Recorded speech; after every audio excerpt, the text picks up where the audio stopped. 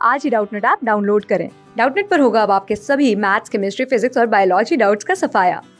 बस अपने क्वेश्चन की फोटो खींचो, उसे क्रॉप करो और तुरंत वीडियो सोल्यूशन पाओ। Download now. हेलो बच्चों, तो हमें प्रश्न दिया गया है -4, 5 का भुज ज्ञात कीजिए। दूसरा प्रश्न है -6, 6 की कोटि ज्ञात कीजिए। तीसरा प्रश्न है मूल बिंदु के निर्देशांक क्या होते हैं। चौथा प्रश्न है भुज शून्य वाला बिंदु कहाँ स्थित होगा। पांचवा प्रश्न है कोटि शून्य वाला बिंदु कहाँ स्थित होगा। तो बच्चों देखो, इन दिए गए प्रश्नों के उत्तर के लिए बच्चों हमें क्या करना होगा। सबसे पहले कार्तीय तल के बारे में जानकारी होना चाहिए, ठीक है। तो कार्तीय तल किसे कहते हैं, तो देखो यहाँ पर एक्स अक्ष तथा वाई अक्ष वाले जो ग्राफ होते हैं, आलेख होते हैं, उसे हम क्या कहते हैं, कार्तीय तल कहते हैं।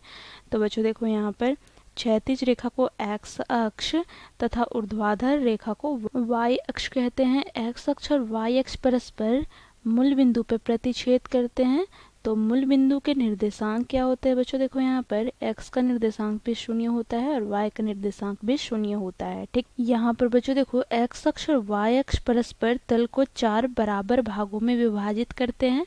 पहला भाग को हम पहला चतुर्थांश अर्थात प्रथम चतुर्थांश, द्वितीय भाग को द्वितीय चतुर्थांश, तीसरे भाग को तृतीय चतुर्थांश, चौथे भाग को चतुर्थ चतुर्थांश से हम जानते हैं, ठीक है। बच्चों देखो यहाँ पर किसी भी बिंदु मान लेते हैं बिंदु ए जिसका निर्देशांक x, y हो। तो यहाँ पर बच्चों देखो x क्या है, तो x का निर्देशांक है, ठीक है, x का निर्देशांक है। और यहाँ पर बच्चों देखो y क्या प्रदर्शित करता है, तो y निर्देशांक को, ठीक है, y निर्देशांक को। अब बच्चों देखो यहाँ पर हम x निर्देशांक को क्या कहते हैं, तो x निर्देशांक को बच्चों भुज कहते हैं, ठीक है। x निर्देशांक को भुज भी कहते हैं और इसी प्रकार y निर्देशांक को क्या कहते हैं, कोटि, ठीक है, कोटि। तो बच्चों देखो पहला प्रश्न में क्या बोला गया है, पहला प्रश्न में पूछा गया है -4, 5 का भुज ज्ञात कीजिए। अर्थात देखो यहाँ पर इसमें इस दिए गए बिंदु का बच्चों हमें x निर्देशांक पूछा गया है। तो देखो यहाँ पर कोई भी बिंदु को हम x, y से प्रदर्शित करते हैं। यहाँ पर x क्या है, x का निर्देशांक अर्थात भुज। तो पहला प्रश्न का उत्तर क्या होगा, पहला प्रश्न का उत्तर हो जाएगा -4। भुज क्या हो जाएगा बच्चों, देखो पहला प्रश्न में उत्तर क्या हो जाएगा, भुज क्या होगा, तो -4, ठीक है, -4। अब बच्चों देखो यहाँ पर दूसरा प्रश्न में क्या दिया गया है, हमें बिंदु दिया गया है -6, 6 की कोटि ज्ञात कीजिए। तो बच्चों देखो यहाँ पर हमें कोटि ज्ञात करना है। कोटि किसे कहते हैं, y निर्देशांक को। तो बच्चों देखो इस दिए गए बिंदु के निर्देशांक x, y है, तो y का निर्देशांक में क्या है, 6। तो यहाँ पर बच्चों देखो कोटि क्या होगा, तो कोटि बराबर क्या होगा, y निर्देशांक अर्थात 6, ठीक है।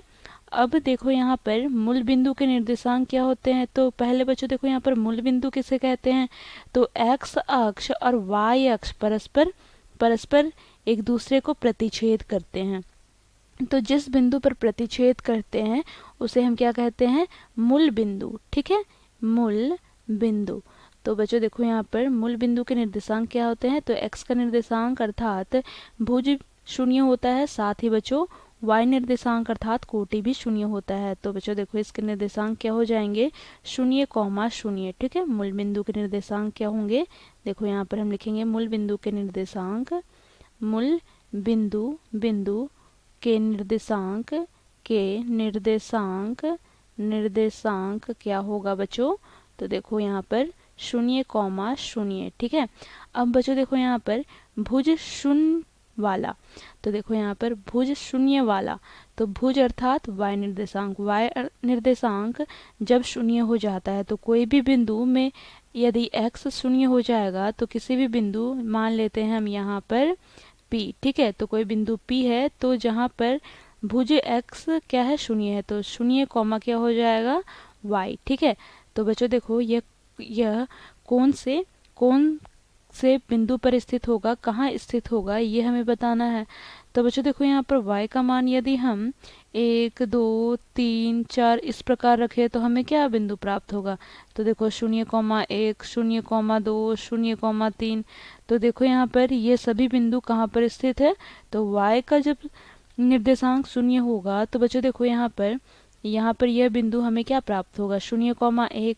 यहाँ पर यह बिंदु क्या प्राप्त होगा 0,2। इसी प्रकार यह बिंदु 0,5 यहाँ पर ऋणात्मक की ओर चले तो यहाँ पर क्या होगा 0,-3। फिर इधर 0,-5। तो बच्चों देखो यहाँ पर यह एक सीधी रेखा पर है, जो कि कौन सी रेखा है। तो देखो यहाँ पर ये y अक्ष है, ठीक है, y अक्ष पर स्थित है। तो बच्चों देखो यहाँ पर क्या बोला गया है, भुज शून्य वाला बिंदु कहाँ स्थित होगा। तो कहाँ स्थित होगा बच्चों देखो y अक्ष पर। कहाँ होगा y अक्ष पर, ठीक है, y अक्ष पर। अब बच्चों देखो यहाँ पर इसी प्रकार क्या बोला गया है, कोटि शून्य वाला। तो कोटि यहाँ पर अब क्या हो जाएगा, अर्थात y निर्देशांक क्या हो जाएगा 0, क्योंकि कोटि किसे कहते हैं y निर्देशांक को। अब y क्या हो जाएगा 0। तो किसी भी बिंदु यहाँ पर हम ले लेते हैं q, ठीक है। तो बिंदु यहाँ पर क्या हो जाएगा, y का 0 हो जाएगा और x का हम x ले लेते हैं और y का 0। तो बच्चों देखो यह बिंदु में हम x का मान 1 2 3 4 5 इस प्रकार रखते जाएं, ऋणात्मक में भी -1 -2। तो यहाँ से हमें क्या प्राप्त होगा, देखो -2,0। दूसरा बिंदु यहाँ पर -1,0, फिर यहाँ पर 2,0 4,0। तो यहाँ पर बच्चों देखो इन बिंदुओं को हम आलेख पर रखें, ठीक है। तो देखो यहाँ पर -2,0 अर्थात x का -2 और y का क्या होगा, y का 0, ठीक है। तो यह बिंदु, ठीक है। इसी प्रकार देखो -1,0 अर्थात देखो x का -1 और y का 0 अर्थात यह बिंदु। फिर 2,0 अर्थात यहाँ पर देखो यह बिंदु।